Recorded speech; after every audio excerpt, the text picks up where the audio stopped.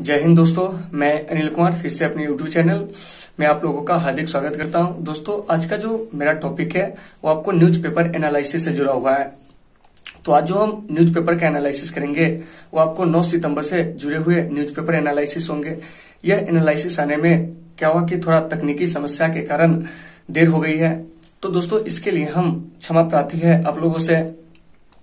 तो आइए दोस्तों, सबसे पहले बात करते हैं 8 सितंबर 2020 के दिन क्या हुआ था कि एलएसी के पास आपको जो एक रेजांगला स्थान है पेंगोंग झील के आसपास, वहीं पे क्या हुआ है कि आपको चीनी सैनिकों के द्वारा उकसावा भरी जो थी वो फायरिंग की गई थी।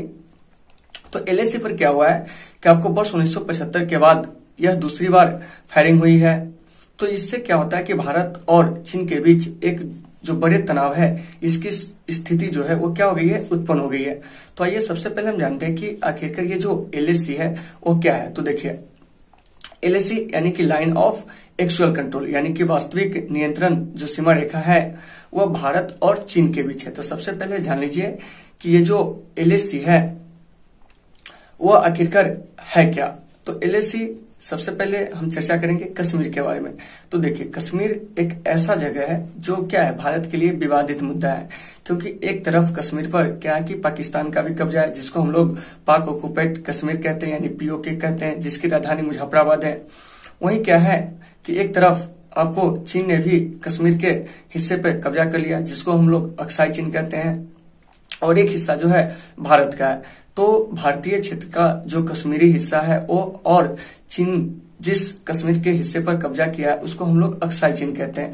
तो अक्साई चीन और भारतीय क्षेत्र के जो कश्मीर है उसके बीच जो एक सीमा रेखा है उसको हम लोग बोलते हैं एलएसी। तो इस एलएसी का जो निर्धारण हुआ था वो आपको 1962 के भारत चीन युद्ध के बाद हुआ था। हम बात करते हैं टेनिस के ग्रैंड स्लैम टूर्नामेंट का, क्योंकि अभी यह काफी ज्यादा चर्चा में, क्योंकि अभी यूएस ओपन जो है वो चल ही रही है। तो सबसे पहले जान लीजिए कि टेनिस का जो ग्रैंड स्लैम टूर्नामेंट होता है वो आपको वर्ष में 4 होता है। सबसे पहले आपको ऑस्ट्रेलियन ओपन, उसके बाद आपको होता है फ्रेंच ओपन, फ्रेंच ओपन के बाद विंबलडन होता है, और उसके बाद यूएस ओपन होता है। तो इस प्रकार से साल का जो पहला टूर्नामेंट है वो आपको ऑस्ट्रेलियन ओपन है, और सबसे बाद का जो टूर्नामेंट है वो आपको यूएस ओपन है। तो हम जानेंगे कि इन टूर्नामेंट की शुरुआत कब हुई थी। तो सबसे पहले ऑस्ट्रेलियन ओपन, इसकी शुरुआत जो हुई थी वो आपको 1905 में हुई थी। उसके बाद है फ्रेंच ओपन, इसकी शुरुआत 1891 में हुई थी।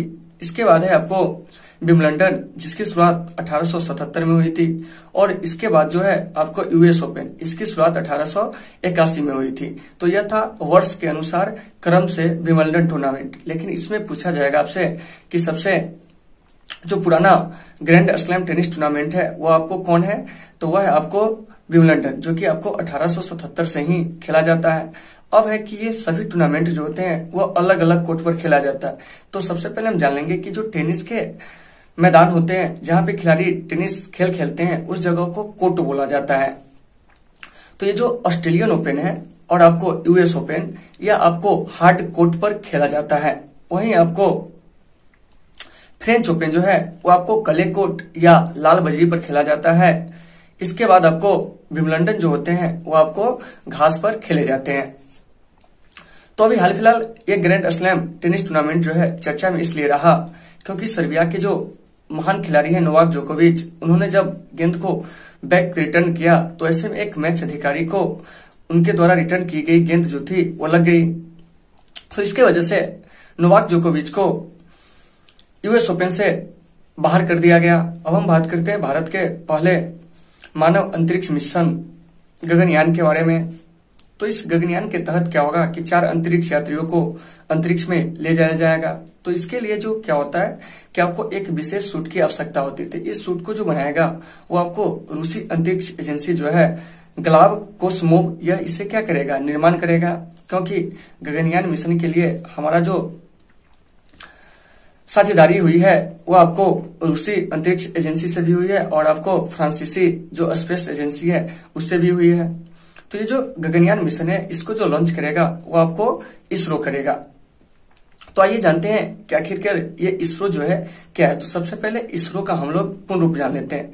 तो इसरो का जो पूर्ण रूप होता है वो आपको इंडियन स्पेस रिसर्च ऑर्गेनाइजेशन होता है, यानी कि भारतीय अंतरिक्ष अनुसंधान कार्यक्रम। और यह भारत में अंतरिक्ष संबंधी कार्यों को करती है। अंतरिक्ष संबंधी जो कार्य होता है उसको यह क्या करता है, बढ़ावा देता है। तो इस इसरो के जो संस्थापक थे वो आपको विक्रम अंबाला साराभाई थे और इन्हें ही भारत में अंतरिक्ष कार्यक्रम का जनक कहा जाता है। इसरो की जो स्थापना हुई थी 15 अगस्त 1969 को हुई थी और इसका जो मुख्यालय है वो आपको बेंगलुरु में है और अभी जो इसके अध्यक्ष है वो आपको के सिवन है। तो यहाँ पर हम बात कर रहे थे अंतरिक्ष से जुड़े हुए चीजों की। तो आइए थोड़ा सा अंतरिक्ष से जुड़े हुए जो मेरा परंपरागत प्रश्न है उसको जान लेते हैं। तो अंतरिक्ष में जाने वाला जो प्रथम यात्री था वो आपको रूसी यात्री था और उसका नाम था आपको मेजर यूरी गागरिन। उसके बाद अंतरिक्ष में जाने वाली जो दुनिया की प्रथम महिला बनी थी वो आपको वेलेंटिना तेरेस्कोवा बनी थी, यह भी आपको रूस की थी। अब हम बात करते हैं भारत के लिए, ठीक है। तो भारत की ओर से अंतरिक्ष में जाने वाला जो प्रथम व्यक्ति था वो आपको मेजर राकेश शर्मा था, जो आपको 1984 में अंतरिक्ष में गए थे। इसके बाद आपको अंतरिक्ष में जाने वाली जो प्रथम भारतीय महिला थी वो आपको कल्पना चावला थी, जो कि आपको पहली बार 1997 में अंतरिक्ष में गई थी। और कल्पना चावला जब अपना दूसरी बार अंतरिक्ष मिशन करके 2003 में लौट रही थी तो इसी क्रम में कोलंबिया अंतरिक्ष यान में दुर्घटना होने के कारण उनकी मृत्यु हो गई थी। तो यह हो गया इससे जुड़ा हुआ परंपरागत प्रश्न, तो इसको थोड़ा सा याद रखना है। अब बात आती है कि इस गगनयान को किस रॉकेट से लॉन्च करने की योजना है।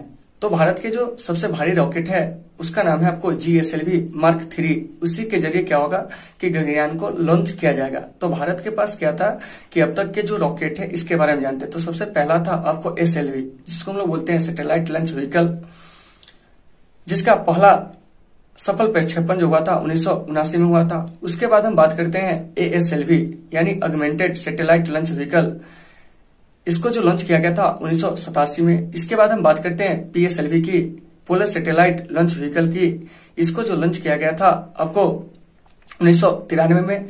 और अब हम बात करेंगे भारत के सबसे भारी रॉकेट की, जिसका नाम है GSLV यानी कि जियो स्टेशनरी सैटेलाइट लॉन्च व्हीकल। आज हम बात कर रहे हैं फिर कैप्टन विक्रम बत्रा के बारे में, क्योंकि इनकी चर्चा इसलिए किया जा रहा है क्योंकि इनका जन्म 9 सितंबर 1974 को हिमाचल प्रदेश में हुआ था और ये कारगिल युद्ध के हीरो रहे हैं। कारगिल युद्ध में शहीद होने के बाद इन्हें मरणोपरांत परमवीर चक्र से सम्मानित किया गया था और परमवीर चक्र जो है भारत सरकार का सबसे बड़ा शौर्य सम्मान है। कैप्टन विक्रम बत्रा को इस युद्ध के दौरान छोटी 5410 पर कब्जा करने की जिम्मेदारी दी गई। तो कैप्टन विक्रम बत्रा ने अपने साथियों के साथ 20 जून 1999 को इस चोटी पर कब्जा कर लिया। इसके बाद इन्हें शेरशाह के नाम से जाने जाने लगा और इस चोटी पर कब्जा करने के बाद कैप्टन विक्रम बत्रा का विजय उद्घोष था, यह दिल मांगे मोर, जो बाद में चलकर क्या हुआ कि आपको एक आइकन वर्ड बना। लेकिन इसी क्रम में इन्हें जो एक दूसरी चोटी थी 4875, जिस पर कब्जा करने की जिम्मेदारी दी गई।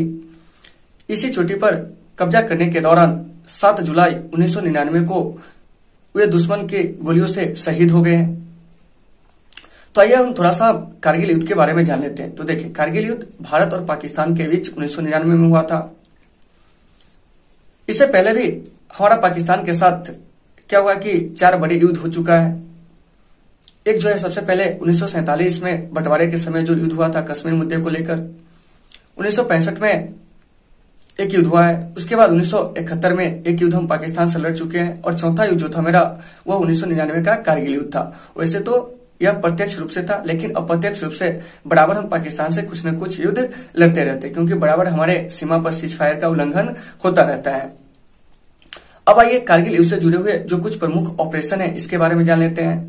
तो कारगिल युद्ध के दौरान क्या हुआ था कि आपको वायुसेना के द्वारा ऑपरेशन सफेद सागर चलाया गया था, वहीं आपको जल सेना के द्वारा ऑपरेशन तलवार चलाया गया था, वहीं हमारे आर्मी के द्वारा ऑपरेशन विजय चलाया गया था। हम बात करते हैं आईपीएल 2020 की। तो आईपीएल 2020 का आयोजन जो होने जा रहा है वो आपको संयुक्त अरब अमीरात में होने जा रहा है 19 सितंबर से लेकर 10 नवंबर के बीच।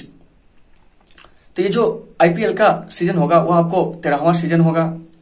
और अभी जो आईपीएल के वर्तमान चैंपियन है वो आपको मुंबई इंडियंस है। और मुंबई इंडियंस जो है आईपीएल के सबसे सफल टीम है और इन्होंने 2013 से लगातार ऑड वर्ष में खिताब जीतने का कार्य किया है। यानी कि पहला खिताब मुंबई इंडियंस 2013 में, उसके बाद 15 में, फिर 17 में, फिर 19 में जीता है। तो आईपीएल का जो पहला मैच होगा वो आपको 19 सितंबर को होगा और 19 सितंबर का यह मैच आपको मुंबई इंडियंस और चेन्नई सुपर किंग्स के बीच होंगे। और यह दोनों टीम जो है आईपीएल के सबसे सफल टीम है। मुंबई इंडियंस जो कि 4 बार आईपीएल टाइटल जीत चुके हैं, वहीं आपको चेन्नई सुपर किंग्स जो कि आईपीएल टाइटल को 3 बार जीत चुके हैं। वहीं आईपीएल का जो फाइनल मुकाबला है वो आपको 10 नवंबर को खेले जाएंगे। तो ये जो आईपीएल का टूर्नामेंट है वो आपको संयुक्त अरब अमीरात के 3 स्टेडियमों में ही खेले जाएंगे, अबू धाबी, दुबई और शारजाह में। इस दौरान ये टूर्नामेंट जो है आपको 53 दिनों तक चलेगी और इसमें कुल 60 मैच खेले जाएंगे, जिसमें से आपको 56 जो होंगे लीग मैच होंगे। तो आइए थोड़ा सा आईपीएल के बारे में हम इसकी पृष्ठभूमि को जानते हैं। तो सबसे पहले आईपीएल की जो शुरुआत हुई थी 2008 में हुई थी और आईपीएल के जो पहले टाइटल विजेता थे वो आपको राजस्थान रॉयल्स था, जिसने चेन्नई सुपर किंग्स को फाइनल मुकाबले में 1 रन से हराकर यह खिताब जीता हुआ था। अब है कि आईपीएल को नियंत्रित जो करता है वो कौन करता है। तो आईपीएल को नियंत्रित करने वाली जो संस्था है वो आपको बीसीसीआई है, यानी कि भारतीय क्रिकेट कंट्रोल बोर्ड है। और इसी के नेतृत्व में क्या होता है कि आईपीएल टूर्नामेंट का आयोजन होता है। तो अभी जो बीसीसीआई के जो अध्यक्ष है वो आपको सौरभ गांगुली है और अभी बीसीसीआई के जो सचिव है वो जय शाह है। वहीं भारतीय टीम के जो अभी कोच है वो आपको रवि शास्त्री है।